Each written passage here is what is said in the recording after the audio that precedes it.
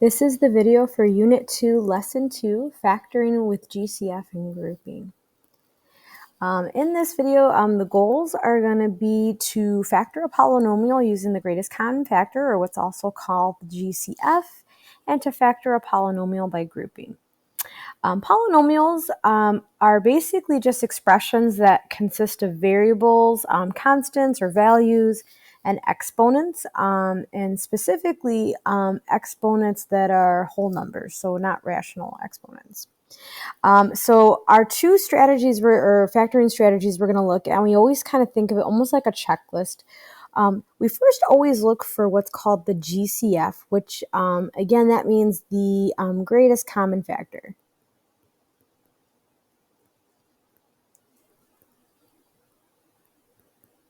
So that's our first topic we're going to look at today. And then we're also going to be looking at what's called grouping. So this can also be used when factoring trinomials, but specifically we're going to look at when we have 4 terms and we want to do grouping. For our first examples, we're looking for what's called the greatest common factor. So what that means is we're looking for the largest factor that can divide into all of our terms. So these are all polynomials that we saw previously. So for our greatest common factor, what we're going to do is we're going to look at every single term in a polynomial. And we're first going to look at the coefficients or the values and determine what is the largest value that can divide into 81, 45, 63, and 90. If we were to go ahead and find that value, even though they're all divisible by 3, the largest factor is actually going to be 9. So we can divide all of these by 9. And essentially when we're factoring, all we're really doing is just reversing the distributive property. So instead of multiplying everything through by a value, we're dividing the largest common factor they have. So they all are divisible by 9, which is the largest value that goes in there. There's not a variable that all 4 terms share. So what we do is we take our GCF, we bring it out front, and then I'm just dividing all of these values. So 81 divided by 9, 45 divided by 9, 63, and 90. And then when we divide it, I'm going to get 9x to the 4th. So if I start with 4 terms, I still end with 4 terms. 5x to the 3rd plus 7x plus 10. You always want to do one last check to make sure that there's no other factors that go in there. There's not. And so our final answer is actually 9 times and then that entire quantity. So factoring, we're pulling out our greatest factor that's there. For question number 2, it's essentially the same thing. So I'm going to look at, is there a value? The largest value that goes into 10 and 10 is going to be 10. We're then going to look what variables they have in common. They both actually have a u. And so we always want to pull out the largest, or I should say the smallest exponent of the two. So even though u would go in there, u to the second is actually what we're going to use. So that's the smallest exponent of the two because they have in common. And when we divide, remember it's the same as subtracting the exponent. So if I have like u to the 3rd, for example, over u to the 2nd, it's like doing 3 minus 2 and getting a u to the 1, right? So when we divide, we're just subtracting the exponents, and we don't want negative exponents. So when we go ahead and do that, we're going to get 10u to the 2nd. The 10s cancel out, and the u's cancel out, so I'm left with just v to the 3rd. And again, if I start with 2 terms, I'm going to end with 2 terms. The 10s cancel. The u3 on top, u2 on the bottom. So 3 minus 2 is u to the 1. And this would be my final factored answer. So 10u squared is the GCF, and then I still have to have 2 terms on the inside of the parenthesis. The last example is pretty much similar to our first one. So we're first going to look to see what do these have in common. And if we look at all 4 terms, largest value or term that they have in common is just simply a 3.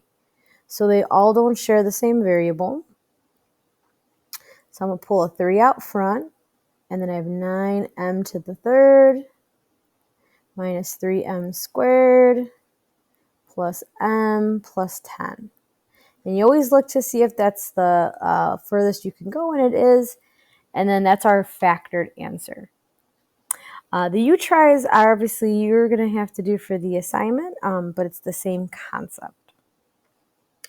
For the next topic we're going to look at is talking about grouping. So we always kind of think of everything in terms of a checklist, right? So we just did GCF, and we always look for our GCF first. That's never going to change. So after we look for the GCF, we then see, well, what's left over? Can we do factor by grouping? If we have a trinomial, we're going to talk about what we do when it's a trinomial. But grouping, usually we check, if it's 4 terms, we can do grouping.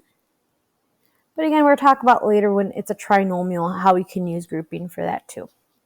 So the first thing we're going to do is we're going to look at every single term and see if there's a greatest common factor. There actually is not a GCF, but we always want to check first because it makes our factoring easier each time. And now we're going to go ahead and see if we can do grouping. So what that means is we're essentially still looking for a GCF, but instead of looking at for all 4 terms, we group them together. So I'm going to look at just my first 2 terms, and then I'm going to look at my last 2 terms, and now look for a GCF within just those 2 terms. So if I focus on just my first 2 terms, I have 2x cubed minus 8x squared. In that, they have a common factor of 2. There's also an x, and the smallest exponent between the 2 is actually x squared. So I'm pulling out x squared from both of these 2. I'm pulling that out front. And so we have 2x to the second. And then in the parenthesis, the 2's cancel out. My x's subtract. So I'm left with x minus 4. And then I do the same exact thing for the second pair. So a 5x and a minus 20, they both don't have a variable, but they are they can be divided by a positive 5. And so when we divide, we're left with x minus 4. And with grouping, what we're going to find is once we pull the GCF out, we're going to get a pair of matching parentheses, and that's not a coincidence, right? That means that this is factorable. We can go further. So what we're going to do is it's like I'm taking this parenthesis out. So it's like I'm pulling out a factor of x minus 4 because both of them have a multiple or a factor of x minus 4. So it's like I'm removing or dividing the x minus 4. And when I cancel it out, the leftover is 2x squared plus 5. So that is my one of my factors. It's like I divided it out. Now, if you wrote your slightly different in the reverse direction, that's fine. But my actual final answer is x minus 4 and 2x squared plus 5. For question number 2, it's essentially done the same way. So grouping, you're going to find all of these are done pretty much the same. We first look for our GCF. This one doesn't have it. And then we're going to go ahead and group it. And then pull out our GCF. So for the pair. So I have here 5x squared I'm pulling out. And you always want to make sure you're pulling out the largest or the greatest common factor. I'm left with 4x, and this term doesn't go away. This is actually a 1. So 4x plus 1. The second one, if it starts with a negative value, I have to pull out the negative, right? Because we purposefully want them to match. So I'm going to pull out a negative. The largest factor that goes into 8 and 2 is going to be 2. So I'm going to pull that out front. So negative 2. And then that's going to be a positive 4x plus 1. Again, that's not a coincidence that we're getting the same thing for both the parentheses, and then I'm just going to pull this parenthesis out front.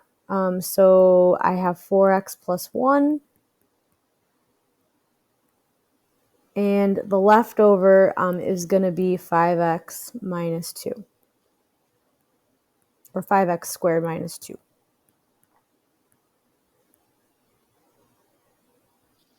For the next example, we're pretty much doing the same exact thing. So we first look to see, do I have a GCF? Like we did, the other two did not. This one happens to have a GCF. All of these terms actually have an X. So I could actually pull it out in the beginning. If, let's say, I didn't recognize that, we can actually pull the GCF out at the end too. But if we pull it out in the beginning, then we don't have to really worry about it. So I'm going to rewrite this because I pulled out an X. They all had an X in common.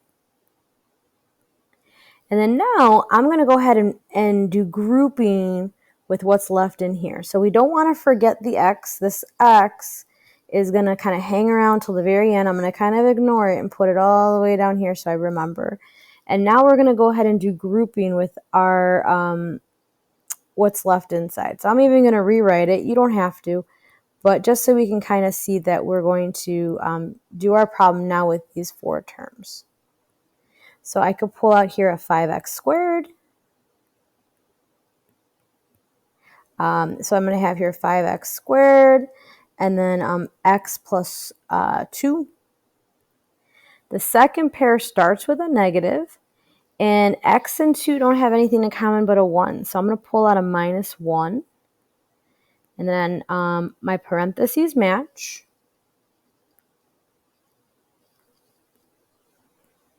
So now when we rewrite this, I have x plus 2 is my matching parenthesis. 5x squared minus 1 is my second parenthesis. But then I also got to remember that I had an x out front that we didn't want to forget, that we pulled out at the very end.